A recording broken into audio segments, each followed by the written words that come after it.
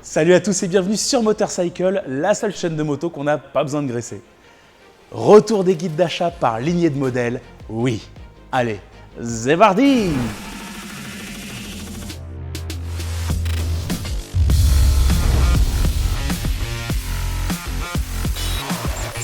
C'est-à-dire que ça fait bientôt 2 ans qu'on vous avait fait un guide d'achat spécifique à la R1, modèle après modèle. Le concept avait plu, mais je vous cache pas que c'est un peu chiant à faire. Mais on avait quand même envie de le refaire. Mais quelle lignée prendre, me direz-vous? Hein? Quelle lignée prendre?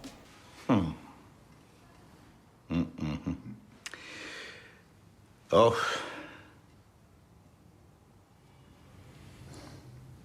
Eh ben, tant qu'à faire un truc chiant, on va aller au bout du concept. La Kawasaki Z. Oui. Ça va, je rigole. En plus, en vrai, c'est super intéressant. C'est une lignée qui a véritablement marqué le monde de la moto et celui des roadsters en particulier. En plus, Kawasaki fête cette année les 50 ans du Z, donc comme pour la R1, on va se pencher sur les différents modèles et voir un peu ce que ça vaut d'un point de vue global et sur le marché de l'occasion. Comme j'ai dit, la Z a 50 ans, donc on attaque avec le tout premier modèle, la 900Z1, qui date de... 1972. Et non, 1973. Complètement. Tu comprends pas? Si, je comprends, si. Oui, 72 en fait, c'est seulement sa présentation. Et oui, c'est comme ça. Mais c'est que le début, vous allez voir que globalement, c'est un bordel. Alors, la 900Z1 de 73, c'est tout simplement la réponse de Kawasaki à Honda, qui se la pète un peu depuis 4 ans avec sa CB750 Ford. Kawasaki possède bien la mythique H2 750 avec son 3 cylindres 2 temps, mais si elle rivalise sur les performances, elle offre pas autant d'agréments pour un vrai usage routier. Donc paf, 900Z1. Et pourquoi Z? Très bonne question à laquelle je n'ai pas la réponse. Je sais juste que Z, ça désigne les moteurs 4 temps chez Kawasaki. Ah, d'accord. Alors, la 900Z1, roadster absolument magnifique, est dotée des dernières technologies de l'époque. Frein à disque à l'avant, 4 cylindres en ligne de 903 cm3 avec double arbre à cam en tête, c'est-à-dire un de plus que la Honda, ce qui nous donne 82 chevaux pour 230 kg à sec. Largement suffisant pour atteindre 200 km/h et pulvériser tout ce qui roule à l'époque. Et elle va rester comme ça au catalogue jusqu'en 1976, avant de céder sa place à la Z1000. Bon, là, si vous en voulez une de Z1, on est clairement dans la collection. Donc pour un bel exemplaire parfaitement restauré, comptez au moins 15 000 €, mais ça flirte plus souvent autour des 20 000. Moins cher, vous allez pouvoir trouver, mais il y aura forcément du boulot dessus, donc ça va revenir au même. En 1977, arrive pour lui succéder la Z1000. Non, pas celle-là, celle-là, qui est en fait une évolution de la Z1. Sauf qu'au lieu d'aller vers plus de sportivité, elle gagne surtout en confort. L'augmentation de la cylindrée joue davantage sur le couple à mi-régime, l'empattement est rallongé, la finition est améliorée. Elle prend quand même 15 kg dans l'histoire. Clairement, ça va pas l'aider à rencontrer le succès, donc en toute logique, elle est moins recherchée que la 900Z1. En excellent état, comptez aux alentours de 10 000 € et un petit peu plus pour sa déclinaison Z1R, une version censée apporter plus de sportivité, mais qui sera également boudée du fait de son look, de son autonomie et de sa mauvaise tenue de route à haute vitesse. Un pur collector du coup. Fin des années 70, Kawasaki tente la Z1100. Bon, là on est clairement sur de la routière un peu pataude, donc pas vraiment mémorable. Surtout qu'entre-temps, la marque s'essaye aux 6 cylindres en ligne à refroidissement liquide avec la Z1300. Un monstre de 120 chevaux, vous moquez pas, qui va marquer les esprits dès 1979. Alors là aussi, avec plus de 300 kg sur la balance, elle joue plutôt les GT que les roadsters sportifs, mais quand même, ça restera la plus grosse Z jamais produite. Alors question look, c'est très connoté années 80, donc clairement pas la meilleure période en termes de design moto.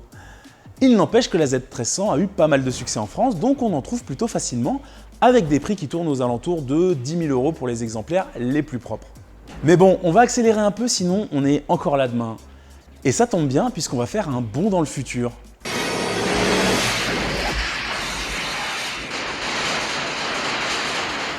En effet, Kawasaki va mettre de côté l'appellation Z pendant un long moment avant de la ressortir de ses placards pour marquer vraiment le renouveau du roadster au début des années 2000. C'est assez paradoxal d'ailleurs quand on y pense, ils ont fait le futur avec un nom du passé. Ouais, même découpé, tu peux le mettre en ordre. Même découpé, tu peux... Bref, fin 2002, Kawasaki présente la Z1000. Oui, la vraie. Et si aujourd'hui elle nous paraît complètement banale, à l'époque, c'est un truc de dingue. Déjà, il y a son design. Jusqu'à présent, un roadster, c'était un phare rond, allez, 2 phares ronds pour les triomphes. Cette fois, on a un vrai travail sur le look de l'optique avant. Pareil pour les 4 sorties d'échappement qui rappellent subtilement la Z1. Et puis le reste, c'est tranchant, c'est musculeux et surtout c'est léger. Seulement 186 kg à sec sur la balance. Tu dis toujours pas le poids total, hein? Je l'attendais celle-là. On nous avait déjà fait la réflexion dans le guide R1 de toute façon. Je sais que ça veut un peu rien dire le poids à sec, hein, mais je peux pas faire autrement. Je fais avec ce que les constructeurs nous communiquent. Je vais pas inventer le poids total. Tu sais combien ça pèse exactement 15 litres d'essence ou 3 litres d'huile? Est-ce que la batterie elle est comptée dedans, hein? Voilà. Donc moi, non, j'invente pas de chiffres, désolé. Bah moi si. 52. Bref. En tout cas, la Z1000 de 2003, c'est aussi un moteur dérivé de la ZX9R qui développe 127 chevaux. Un vrai tournant dans l'histoire des roadsters et c'est elle qui va lancer véritablement le terme de roadster sportif. Avec évidemment derrière tous les constructeurs qui vont lui emboîter le pas. Forcément à l'époque, énorme carton pour la Z1000 nouvelle génération. Donc pour en trouver une aujourd'hui, c'est vraiment pas compliqué.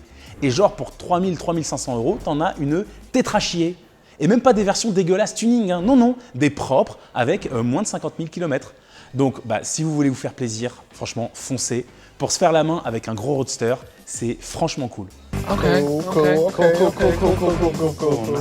Alors on va continuer sur les Z1000 avec la version suivante, la 2007. Clairement, celle que j'aime le moins. Tu sens que les designers ont voulu moderniser le truc, hein, tendance bio-design. Et franchement, c'est pas ouf, hein. Les échappements sont horribles. Et à part les étriers avant à fixation radiale, sur le papier, c'est 2 chevaux de moins et 7 kg de plus. Merci les normes. Dynamiquement, le châssis souffre un peu à rythme soutenu, ce qui était déjà un peu le cas sur la toute première, hein, mais on lui pardonnait. Là, face à une concurrence féroce qui lui a emboîté le pas, ça a un peu plus de mal à passer. Donc elle va fatalement un peu moins se vendre que son aîné. Mais bon, si c'est celle-ci que vous voulez, pour 4 000 € ou à peine plus, vous en avez des modèles en super état, avec du choix dans les coloris et un peu de borne au compteur. Encore une fois, c'est pas grave hein, si la moto est entretenue, pas de souci de fiabilité à l'horizon. Mais bon, si vraiment les gros kilométrages vous font peur, avec 5 000 € de budget, vous serez tranquille. En 2010, fini l'évolution, on passe sur une vraie nouvelle Z1000. Les ingénieurs ont eu carte blanche et ça se sent, ça se voit même. Déjà au niveau du look, la Z1000 a toujours eu l'appellation de moto manga. Bon, perso, j'aime pas trop ce terme hein, parce que c'est souvent utilisé de manière péjorative. Mais oui, les designers se sont lâchés question agressivité. On a même des cache-fourches pour donner l'impression d'un train avant encore plus balèze, prêt à mordre le bitume. Par contre, du côté des coloris, on aura eu droit à ça. Alors ouais, c'est spécial, hein, la selle façon peau de cul de serpent, faut aimer. Heureusement, sur les autres couleurs, avec la selle noire, c'est juste violent, un pur Street Fighter. Et à rouler, c'est tout aussi brutal. Tu ne parles pas du compteur jaune? C'est un détail. C'est vrai que c'est un peu raté, mais enfin, moi j'ai roulé avec et c'est pas choquant. Moi, c'est le truc qui fait que je pourrais pas l'acheter. C'est ton avis, je le respecte. Ouah, c'est laid! Bon, comme je disais, fini le vieux moteur des ZX9R, hein, fini le cadre en épine dorsale. Maintenant, on a des éléments dernier cri qui offrent un comportement digne de ce nom à la Z1000. Côté chiffres, 138 chevaux et environ 220 kg, tout plein fait cette fois, oui. On est carrément bien. En plus, un peu noyé dans la masse des gros roadsters sportifs, elle se trouve très facilement en parfait état à moins de 6 000 €. Franchement, c'est pour moi le meilleur rapport prix-plaisir si vous envisagez une Z1000. Pour finir, en 2014 débarque la 4e évolution de la Z1000, nouvelle génération. Alors ça se voit peut-être pas, mais globalement on est sur le même châssis que la version d'avant, même châssis, même moteur. Par contre, niveau look, là les mecs en fait ils ont fait un stage au Fighterama, c'est pas possible autrement. Genre la tête de fourche et le cul pointu, franchement ça rappelle carrément les Street Fighter allemands. Bon, ils ont quand même enlevé les caches-fourches, hein, mais perso j'aime beaucoup. Même à l'arrêt, t'as l'impression que le truc va te sauter dessus là. On dirait qu'un alien est venu attaquer la 2006 là, comme ça. Et ce qui en est ressorti quelques jours plus tard, c'est ça. Alors, c'est peut-être pas aussi violent ni bien équipé qu'une Super Duke 1290 ou qu'une Street Fighter V4 chez Ducati, mais avec 142 chevaux et les suspensions les plus sportives de chez Showa, ça va quand même très très bien. Ça va aller très bien même. D'ailleurs, celle-ci, elle aura eu la carrière la plus longue, hein, puisqu'elle s'est vendue jusqu'en 2020. Et pour l'instant, Kawasaki n'a pas trouvé l'utilité de lui faire passer la norme Euro 5, donc plus de Z1000 au catalogue. Alors, combien ça vaut sur le marché de l'occasion celle-là? Globalement, à partir de 7500, 8000, vous pourrez facilement trouver votre bonheur. Cependant, Entre-temps, la marque japonaise a légèrement pété un câble à base de souffleries extrêmement énervées. Et aujourd'hui, ce qui remplace la Z1000 au catalogue depuis 2020, on pourrait dire que c'est la ZH2. Oui, ils ont roadsterifié la H2. Connais pas. Mais si, la moto avec un compresseur là. Mais qu'est-ce donc cette diablerie? Compresseur, vous savez pas ce que c'est? Christophe, vignette. Voilà. Merci. Bref, ça envoie le pâté, quelque chose de bien. Bon, c'est un peu lourd, hein, 239 kg avec les pleins, mais 200 chevaux et 14 mètres kg de couple, c'est énorme pour un roadster. Vous êtes satellisé. Je sais, au rayon des trucs qui fâchent, elle est franchement pas super jolie. Hein. Bon, avec le gros conduit d'air sur le côté là, j'avoue c'est compliqué. Mais un peu dépouillé, un peu équipé, ça peut aller. Par contre, il va falloir sortir le chéquier de mamie là. On commence à 18 400 € en neuf. Et même sur le marché de l'occasion, on est minimum à 12-13 000. Ça pique un peu. Ça pique un peu, mais ça décoiffe. La vache, ça décoiffe! En tout cas, voilà, cette vidéo est à présent terminée. On espère que ça vous a... Attends, tu te fous de moi quoi? Mais c'est pas fini les Z. Et les Z 750, 650, 800, Oui, 900. oui, bon, oui, ça va. Ok, j'ai compris. J'y retourne. C'était pas ma guerre! Bah oui, évidemment, comment parler de la lignée Z sans passer par la Z750? Le deuxième coup de génie de Kawa. Les roadsters mid-size là, que tous les jeunes achètent, ils cubent combien? 600, 650 cm3? Eh ben nous, on va arriver avec plus gros. Parce que là, on en a gros. On en a gros. Et comme la base technique est déjà là avec la Z1000, eh ben on épure un peu, on vire ce qui coûte cher pour le remplacer par du plus basique, comme les suspensions, les jantes avec les bords polis, les 4 sorties d'échappement, tout ça, hop, hop, ça dégage, ça dégage. Et puis on dégonfle un peu le moteur. Résultat, en 2004, la Z750, première du nom. Carton immédiat, parce que malgré tout, elle dépoussière aussi la concurrence. Et que oui, proposer pour à peine plus cher une cylindrée plus élevée, ça fonctionne. Bon, à rouler, on a connu plus rigoureux question tenue de route, hein, mais question gueule et moteur, bah à l'époque, personne fait mieux dans le segment. Alors là, Kawa va la vendre par wagon entier et la Z750 va régulièrement finir en tête des meilleures ventes de motos de plus de 125 cm3 en France. Genre, ils ont passé le cap des 40 000 Z750 vendus en France en 2010. C'est qui le patron? Du coup, sur le marché de l'occasion, autant dire qu'il suffit de se baisser pour en ramasser une. Là, vous allez tellement avoir l'embarras du choix. Pour la phase 1, vendue de 2004 à 2006, concrètement, ça se trouve à partir de 2000 € en état moyen. Et si vous êtes vraiment ric-rac, c'est ce que vous pourrez avoir de mieux à ce prix-là. Hein? Une moto à 2000 balles. Tu vois autre chose de mieux, toi? Hornet? Ouais. Bah, Même pas, hein. Et encore, ouais. C'est non. Par contre, en super état, à 2500, 3000, alors là, il y a énormément de choix. Donc, bah oui, faites-vous plaisir. Hein. Et c'est pareil pour la phase 2, apparue en 2007. Bon, même problème que la Z1000 de cette année. Hein. Franchement, le style est pas ouf et la tenue de route est pas dingue. Pour l'avoir essayé, c'est une moto, en passant sur une bosse, l'avant il s'est complètement désuni avec l'arrière, la moto s'est mise à louvoyer comme ça. Je te jure, c'était presque flippant quoi. La bonne nouvelle, c'est que là aussi ça se trouve pour vraiment pas cher, c'est-à-dire moins de 3500 € pour un exemplaire propre et moyennement kilométré. Donc bon, vous faites comme vous le sentez, mais je crois que si aujourd'hui j'avais ce budget, bah, je préférerais prendre la première que j'équiperais avec le reste des sous. D'autant qu'elle est plus puissante et plus légère, 110 chevaux contre 106 et 219 kg avec les pleins contre 226. Oui, l'ancienne. C'est dans les vieux pots qu'on fait les meilleures soupes. D'ailleurs, Kawa a tenté de corriger le tir avec une version R en 2011. Les valeurs sont les mêmes, hein, mais on trouve une nouvelle fourche, un nouveau freinage et un nouveau bras oscillant. Logiquement, le comportement est clairement meilleur, mais celle-ci sur le marché de l'occasion, on est tout de suite à 4500 € pour un exemplaire en bon état. Donc pour ce prix, il y a moyen, en cherchant bien, au pire en rajoutant 300 ou 400 €, de tomber sur le modèle d'après, c'est-à-dire la Z800. Et oui, toujours pareil, la concurrence a fini par rattraper son retard, notamment Yamaha avec la FZ8 et Suzuki avec la GSR 750. Alors hop, on rajoute un peu de cylindrée. En revanche, cette fois, fini la Z1000 au rabais, hein, la Z800 fait évoluer son cadre et profite de suspensions bien meilleures. Là, on a un vrai petit roadster énervé qui tient le pavé. Même son look est pas si mal. Et je croyais jamais dire ça d'une Z800.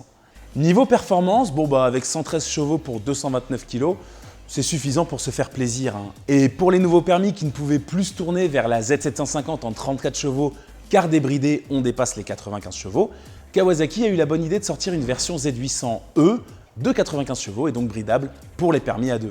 Forcément un peu plus recherchée, elle se négocie aux alentours de 5000, 5500 € et pareil en Z800 normal. On termine le chapitre des gros Z avec la 900 qui prend la relève de la 800 en 2017. On ne change pas une équipe qui gagne, surtout quand les normes deviennent de plus en plus compliquées et qu'il faut jouer sur la cylindrée pour compenser l'étouffement des performances. Ou alors Kawasaki continue de jouer à qui a la plus grosse. Allez, encore 100 cm3 et il réinvente la Z1000. Ouais, c'est pas faux. Toujours est-il que les ingénieurs sont à nouveau partis de zéro pour cette Z900, avec notamment à la place de l'ancien cadre poutre, un cadre treillis tubulaire, comme sur la H2. Là aussi, si c'est pas clair... Waouh. Ce qui nous donne 125 chevaux pour 210 kg. Sacré cure d'amaigrissement quand même. Elle aussi se décline évidemment en version A2, mais pour l'une comme pour l'autre, prévoyez un bon 6500 €. Et puis cette Z900, elle a quand même eu le temps de connaître une évolution en 2020, essentiellement stylistique, avec un optique redessiné qui reprend le look du ZH2 et l'adoption d'un contrôle de traction et de mode moteur. D'occasion, celle-ci se trouve aujourd'hui pour environ 7500 €. En neuf, elle se négocie à partir de 9 900 € pour le modèle 95 chevaux compatible à 2, 10 200 € pour la version de base et 11 800 € pour la version SE avec amortisseur Rollins et disque plus étrier Brembo. Mais histoire de boucler la boucle, on trouve cette année une Z900 50e anniversaire avec un coloris baptisé Firecracker affiché à 10 700 €. Coloris qui est censé rappeler la Z1100 GP de 81. Pourquoi elle? Alors là, j'en ai vraiment pas la moindre idée. Surtout que pour commémorer la 900 Z1, il y a beaucoup mieux. Il y a la Z900 RS. Ce concept, c'est un peu Yamaha qui a lancé le mouvement avec sa gamme XSR, qui est ni plus ni moins un rhabillage néo-rétro de sa gamme MT. Donc là, pareil, en 2018, Kawa prend sa Z900, la fout à poil et lui colle un habillage vintage et des roues façon jante à rayons. Et franchement, c'est super réussi. Surtout les premières avec les coloris directement piqués à la Z1. Question tarif, d'occasion ça se négocie à 8 500, 9 000 € et neuf ça vaut 12 750 €. Bon, clairement le vintage ça se touche un peu sur les prix, mais là j'ai pas peur de dire qu'elle est super cool encore une fois. T'en penses quoi toi? Moi j'adore, franchement en plus en verte. Ouais, moi c'est vraiment celle un peu or et orange là, Ouais, c'est vrai qu'elle est pas enfin mal marron aussi. orange. Je sais pas, ça marche trop bien je trouve. J'ai l'impression que c'est plus un resto mode qu'un néo-rétro. Ouais, c'est un peu ça. Puis en plus, comme il y a le cadre treillis, cadre tubulaire, tout de suite ça va vachement bien avec quoi. Non, franchement elle est belle. C'est Walid. Ouais. Bon allez, il me reste un dernier modèle à traiter. Alors je vais volontairement zapper les Z300 et 400 parce qu'on n'a plus le temps. Vous gênez pas pour rager dans les commentaires si vous voulez, il n'y a pas de problème. Fâchez-vous comme vous voulez, je m'en fous. Avant de se quitter, je voulais quand même revenir sur la Z650, nouveau hold-up de Kawasaki qui capitalise sur l'appellation Z et s'en sert sur sa vieillissante ER6. Parce que oui, la Z650 qui apparaît en 2017 reprend le bicylindre en ligne qui a fait le succès de la petite Kawa. On a quand même cette fois un cadre treillis et un look bien agressif, comme ses grandes sœurs, donc non, au final elle n'a pas volé son nom. Et pour débuter, franchement, c'est cool, c'est compact, c'est léger, c'est punchy, même en version A2. Ça se trouve aux alentours de 4 000 € pour les premières versions et pour la toute dernière avec son petit relooking compté entre 5 500 et 6 000 €. De toute façon en neuf ça vaut pas beaucoup plus cher puisqu'on démarre à 7 750 € et en 2022 on a aussi la chance d'avoir une version anniversaire pour 8 000 € mais surtout une version RS comme la 900. Et comme la 900 c'est vachement réussi en vert et or là je kiffe. Bon à partir de 8 650 € le morceau quand même. Voilà, je pense que là on a fait un bon tour de l'histoire des Kawasaki Z. On a beau s'en moquer gentiment, régulièrement, on peut pas lui enlever sa success story. Et je suis désolé, je me suis pas arrêté sur les séries spéciales, il y en a vraiment, oui, il y en a beaucoup. Après, c'est essentiellement des histoires de déco et 2-3 pièces performance en plus. Sinon, comme d'hab, n'hésitez pas à dire en commentaire ce que vous avez pensé de cette vidéo et si ce format vous plaît toujours. On se motivera peut-être à attaquer d'autres dynasties de la moto, comme les GSXR qu'on nous demande depuis 2 ans. Et puis toujours pareil, pensez à liker la vidéo, vous abonner et activer la cloche. C'est super important pour nous montrer que vous aimez ce qu'on fait et augmenter le référencement. En attendant les prochaines vidéos, retrouvez-nous sur Facebook, Instagram, Twitter. On y rigole bien, les liens sont en description, ça change pas. Allez, plein de bisous. Et à bientôt sur Motorcycle.